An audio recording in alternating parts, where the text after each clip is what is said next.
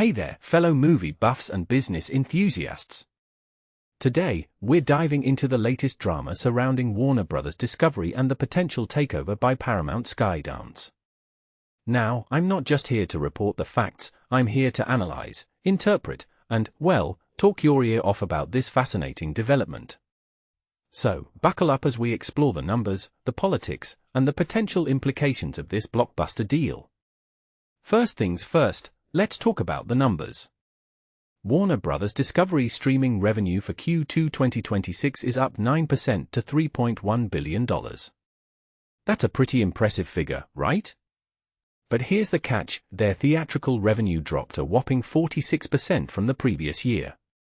You see, the box office was a bit of a bust, with movies like Supergirl and The Bride bombing.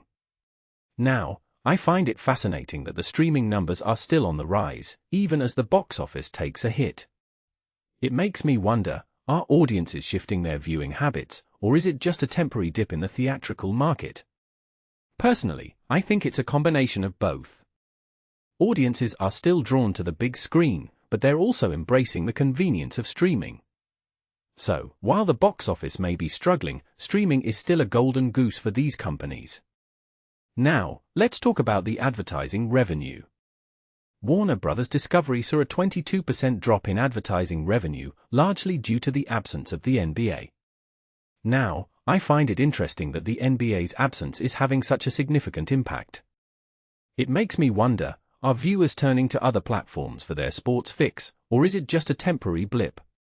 Personally, I think it's a combination of both. Viewers are still loyal to their favorite sports leagues, but they're also exploring other options. So, while the NBA's absence may be a blow to Warner Bros. Discovery, it's not the end of the world. There are still plenty of other sports leagues and events that can fill the void. Now, let's talk about the bigger picture. Wall Street was expecting Warner Bros. Discovery to record $9.21 billion in quarterly revenue, but they only reported $8.717 billion. That's a miss, right? Well, not exactly. In my opinion, this miss is more of a reflection of the broader market conditions. The economy is still struggling, and consumers are being more cautious with their spending. So, while it may seem like a disappointment, it's not necessarily a sign of failure. It's just a reminder that the entertainment industry is still navigating some turbulent waters. Now, let's talk about the drama surrounding the potential takeover. David Ellison's Paramount Skydance is trying to buy Warner Bros. Discovery for a whopping $111 billion. Now, I find it fascinating that a deal of this magnitude is being contested. It makes me wonder, what's the real reason behind the opposition? Is it just a case of corporate greed, or is there something more sinister at play? Personally, I think it's a combination of both.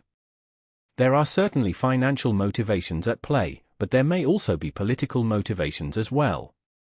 After all, Ellison controls CBS News, and there are concerns about his potential oversight of CNN's editorial content. Now, let's talk about the ticking fee. Starting October 1, 2026, Paramount Skydance will have to pay a ticking fee of $7 million per day to WBD shareholders if the deal closes.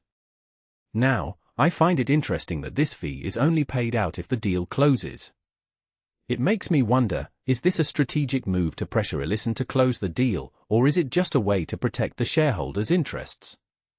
Personally, I think it's a combination of both. It's a way to incentivize Ellison to close the deal, but it's also a way to protect the shareholders from potential losses if the deal falls through. In conclusion, the Warner Bros. Discovery Paramount Skydance deal is a fascinating development with plenty of twists and turns.